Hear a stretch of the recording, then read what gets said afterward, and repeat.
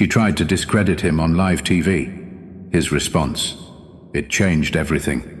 The email came late in the afternoon, a short, formal message from the producers of The Morning Exchange, one of the most watched talk shows in the country. They wanted Darius Bell, tech entrepreneur and CEO of Innovis, to be a guest on their upcoming segment about diversity in business. Darius had seen this play before. A mainstream platform suddenly remembering black entrepreneurs exist, trotting them out for a few minutes of applause before moving on to the next trending topic. But this was different. Innovis wasn't some upstart. They had just secured a multi-million-dollar defense contract, outbidding some of the biggest names in the industry. That wasn't luck. That was 2 decades of relentless work. Still, he hesitated before accepting. Something felt off. His assistant, Tasha, picked up on his hesitation. "You sure you want to do this? You know how these shows are. They love a success story, but they love tearing one down even more." Darius leaned back in his chair. "I'll handle it. Besides, it's national exposure. Let's see what they have to say." Tasha exhaled, shaking her head. "Just don't let them bait you." He nodded, though deep down, he knew the game. If this interview was a setup, they were playing chess with the wrong man. The morning of the interview, Darius arrived at KXNT Studios in Los Angeles. The air in the green room was cool, sterile. A young producer greeted him, barely looking up from her clipboard. "Mr. Bell, thanks for being here. We'll mic you up in 5. No small talk, no warm-up. Just in and out, like a transaction." As he sat in the makeup chair, an assistant powdered his face with practiced indifference. The monitor on the wall showed the live broadcast of the show, a panel segment on celebrity scandals, followed by a cooking demo. Then a transition card. Coming up next, the black tech boom. Is it talent or special treatment? Darius clenched his jaw. So this was the angle. But if they thought they had the upper hand, they were in for a surprise. But he wouldn't realize just how far they were willing to go. The set of The Morning Exchange was designed to look inviting. Soft blues and golds, a glass coffee table between the host's chair and the guests. Cameras hovered like silent observers, capturing every movement, every expression. Darius adjusted his suit jacket as he took his seat across from Madeleine Royce, the show's lead anchor. A seasoned journalist with a reputation for asking tough questions. She smiled, but it didn't reach her eyes. "Darius Bell," she began, her voice smooth, practiced. "CEO of Innovis. A true American success story." Darius gave a polite nod. "Appreciate you having me." She leaned in slightly, flipping through her cue cards. "Now, let's get right into it. Your company recently landed a $200 million government contract, beating out some of the biggest names in tech. That's impressive." Darius knew this game. Build him up first. Make it seem like they respected his achievements. He gave a measured response. "It was a long process. But yeah, we put in the work. We developed a security encryption system that outperformed our competitors. Simple as that." Madeleine crossed her legs. "Some have called it groundbreaking." A subtle pause. "But others have raised questions." Darius didn't flinch. "Questions?" She picked up a card, reading aloud. "Some industry experts say Innovis benefited from certain federal diversity incentives. That companies like yours have an edge in these contracts because agencies are looking to diversify their vendors. That perhaps this wasn't just about being the best, but about meeting a quota." There it was. The real reason he was here. Darius let a beat pass before he responded. "I've heard that argument before. It's funny though. When a black entrepreneur wins, it's special treatment. But when a legacy firm run by the same families for generations lands those same deals, nobody questions it." The air in the studio shifted. The producers, off camera, glanced at each other. Madeleine held her ground. "So, you're saying race played no role at all in your success?" Darius chuckled, shaking his head. "Let me ask you this. When SpaceX won its NASA contracts, was it because Elon Musk met a diversity quota? When Jeff Bezos landed government deals for Blue Origin, Was it because of his background? Or do we only ask that question when the CEO looks like me? Madeline's expression barely flickered. So you don't believe these diversity programs help? Darius folded his hands. They help level the playing field. But what people don't realize is, the playing field was never level to begin with. But Madeline wasn't done yet. She had something else up her sleeve. Madeline's smile sharpened, like a blade hidden in silk. She glanced at her cue cards, then back up at Darius. "Well, Darius, let's talk about that playing field you mentioned," she said, her tone shifting from polite curiosity to something a little colder. "You grew up in Birmingham, Alabama. Single mother, public school, worked your way up from nothing. That's inspiring." Darius gave a slow nod, sensing where this was going. Madeline continued. "But here's what some might wonder. How does someone with no Ivy League background, no deep family connections, go from a struggling neighborhood to securing contracts that billion-dollar corporations failed to land?" She let the question hang in the air. The implication was clear. How did you get here? Did someone pull strings?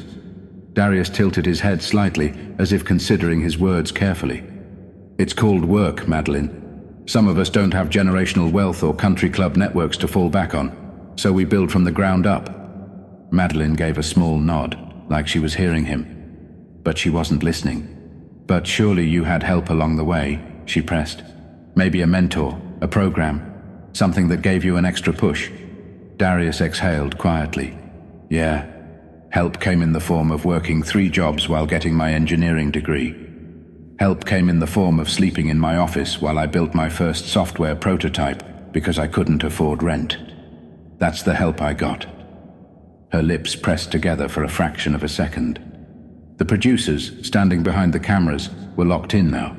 Madeline shuffled her cue cards again. And yet, some would argue that black entrepreneurs today have more opportunities than ever before.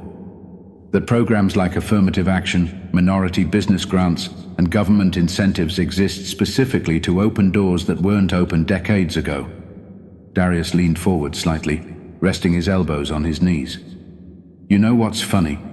When a black business owner succeeds, people always ask what programs helped us. But nobody asks which old money bank helped fund a white-owned startup. Nobody asks which family connections got them into Stanford, or which golf buddy invested in their company." He let that sink in for a second before continuing. "The truth is, success isn't handed out in some lottery. People like me had to be twice as good just to get a seat at the table." A noticeable shift in the room. The quiet tension of an audience realizing they were watching something real unfold. Madeline, however, didn't blink. Instead, she smiled, the way a chess player smiles when they think they've just cornered their opponent. "That's an interesting perspective," she said, voice smooth as glass. "But let's address another factor. Perception." She turned slightly toward the cameras. "Darius, you present yourself as a self-made success. But let's talk about the public perception of your story. Some say that black entrepreneurs get an unfair advantage when it comes to media attention, that the narrative of overcoming struggle is more marketable than the thousands of white business owners who work just as hard but don't get the same headlines." Darius let out a quiet chuckle. "Oh, so now we get too much attention?" Madeline kept her polished smile, but a slight shift in her posture gave her away. She wasn't expecting him to laugh. "You're telling me that in a world where 90% of Fortune 500 CEOs are white men, where major tech funding still overwhelmingly goes to white-owned startups, the real issue is that people like me get too much press?" Madeline tucked a loose strand of hair behind her ear. "I'm just pointing out that in today's climate, some people feel there's pressure to highlight diversity over pure merit." Darius exhaled, shaking his head. "Merit, right." He glanced briefly at the cameras, then back at her. "Let me ask you something, Madeline. Do you really think that if I wasn't exceptional at what I do, I'd be sitting in this chair right now?" Her lips parted slightly, but before she could respond, he kept going. "You think I got here because I played the diversity card? Or do you think I got here despite everything designed to keep me out?" The silence in the room was louder than any of her previous questions, But Madeline wasn't done. Not yet. Because she had one last card to play, the one designed to break him. Madeline took a slow breath, shifting in her seat just enough to make it look casual. But Darius saw it, a crack in the facade. She glanced at her cue cards again, then set them down. This next part she wanted to deliver directly. "Darius," she said, tilting her head slightly, "I think it's fair to say you're passionate about this, and I respect that. But let me ask you something." Darius gave a slight nod, waiting. "Do you think some of this outrage is exaggerated?" She paused, letting the words settle. "After all, your success story proves that the system isn't as stacked against black entrepreneurs as some claim." The audacity. Darius could feel the heat creeping up his spine, but he didn't let it show. Instead, he let out a quiet chuckle, shaking his head. "You know," he said, voice measured, "it's funny how people love to use one success story as proof that a problem doesn't exist." Madeline's smile stayed put, but something in her eyes flickered. Darius leaned forward slightly, resting his forearms on his knees. "Let me put it this way. If one person climbs out of a burning building, do you point at them and say, 'See, the fire wasn't that bad'?" Madeline opened her mouth, hesitated, then closed it. Darius wasn't done. "The fact that I made it doesn't mean the system isn't broken. It just means I fought twice as hard to get through it." He let his words settle. Even the studio crew had stopped moving. Madeline adjusted in her seat, reaching for a controlled response. "I understand your perspective, but let's talk about another side of this." She turned toward the cameras slightly, her voice adopting that carefully neutral tone used for damage control. "Some might say your frustration isn't really about race," she continued, "that it's about resentment toward larger corporations. After all, you've publicly criticized big tech companies for not hiring more diverse executives." Darius tilted his head. "Resentment? No. Accountability? Absolutely." Madeline pressed her lips together for a beat. "Then what do you say to those who believe that in today's economy, success is based on hard work, not race?" Darius exhaled through his nose, then locked eyes with her. This was it. The moment. "I say," he began, "that people love to believe in fairy tales when they're the ones benefiting from them." A ripple of silence washed over the set, the kind of silence that sticks. "But let's be real," he continued, voice steady. "Black entrepreneurs still get denied loans at twice the rate of white business owners. We still receive less than 2% of venture capital funding. And even when we prove ourselves, we still get asked whether we deserved our success." Madeline sat still, listening, but not necessarily hearing. "So let's stop pretending the system isn't rigged," Darius said, his voice calm but firm.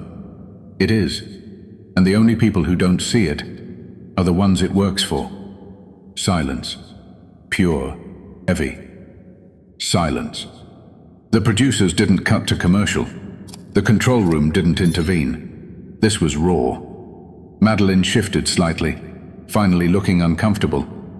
She opened her mouth to speak, but Darius wasn't finished. Because this was the moment that would send shockwaves across the country. Madeline cleared her throat, glancing briefly at the off-camera producers, but there was no rescue coming. She had walked into this, and now she had to sit in it. Darius adjusted his watch, letting the silence linger just long enough to make people squirm. Then he leaned back in his chair, exhaling. "You know what the real problem is?" he said, his voice quieter now, but somehow heavier. Madeline hesitated. "What?" Darius didn't blink. "The bar isn't in the same place for everyone." She shifted slightly. "Meaning?" "I mean," Darius said, "a mediocre white man can fail upwards in this country, but a brilliant black man has to jump through flaming hoops just to get a shot." A producer off camera cursed under their breath. They knew this was going viral. Darius kept going. "A white CEO can run a company into the ground, bankrupt it, lay off thousands of employees, and somehow get hired somewhere else. Meanwhile, a black CEO has one bad quarter, and suddenly it's proof that we weren't ready for leadership." Madeline opened her mouth to respond, but he wasn't done. "And the best part?" Darius chuckled dryly. "When we actually make it, people like you sit across from us and ask if we got here because of some special advantage." Silence. Madeline's jaw tightened. It was subtle, but the camera caught it. Darius leaned forward just slightly, not aggressive, just firm, just final. "You wanted to talk about fairness." He let out a soft, bitter chuckle. "Then let's start by telling the truth." Another silence, but this one was different. It wasn't discomfort anymore. It was impact. Madeline's expression had shifted. It wasn't just the audience watching Darius now. It was the entire country. And then, the moment. Darius turned slightly, looking straight into the camera. "I know what some of y'all are thinking right now," he said. "Some of you are nodding because you've seen this, lived this." He let his gaze hold. "And some of you are sitting there, frowning, arms crossed, telling yourself this isn't real, that I'm just playing victim, that it's all in my head." His lips pressed together for a second before he finished. "But deep down, you know I'm right." The studio was silent. No one breathed. And then, "All right, we need to take a quick break." The producer's voice crackled over the speakers. Madeline forced a polite smile. "We'll be back with more after this."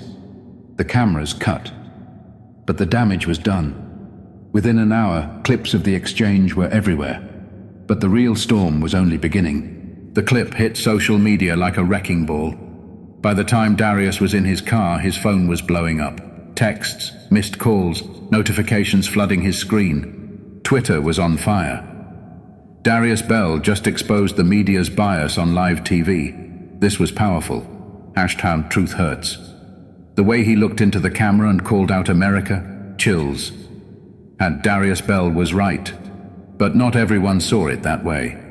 Here we go again, another successful guy pretending to be oppressed. Cry me a river. Stop the victim mindset. Wow. This guy just proved why people don't like hiring activists. Play the race card all you want, but hard work speaks louder. Merit matters. Cable news picked it up within the hour. Some called him brave, others called him angry and combative. By lunchtime, the Morning Exchange released a carefully worded statement. "We value open dialogue and diverse perspectives. While today's discussion became more intense than expected, we stand by our commitment to fair conversations." Darius laughed when he read it. Fair. Right.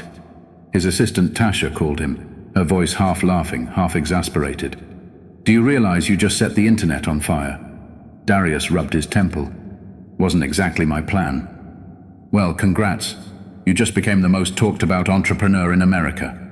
He didn't respond. He knew what came next. Because viral moments don't stay just moments. They become battlegrounds. And the next 48 hours were about to get messy. But this wasn't just about him anymore. By the next morning, the story had exploded beyond social media. Cable news anchors debated it on live television. Opinion pieces flooded every major publication. Everyone had an angle. Fox News. Is Darius Bell the new face of corporate entitlement? CNN. Darius Bell's viral moment. A reckoning for America's meritocracy? Business Insider. What Darius Bell's interview reveals about race and success in America. Meanwhile, Madeleine Royce was in damage control mode. On her show the next morning, she gave a carefully rehearsed response. "I respect Mr. Bell and his accomplishments, but I stand by my questions. My job as a journalist is to ask what the audience is thinking. If my questions were uncomfortable, that only proves how necessary they were." Translation. She wasn't backing down. Darius watched from his office, shaking his head. Tasha sat across from him, scrolling through emails. "You know," she said, "we just got a flood of new investor inquiries. People want to work with us." Darius smirked. "Let me guess, the same people who ignored us last year?" Tasha shrugged.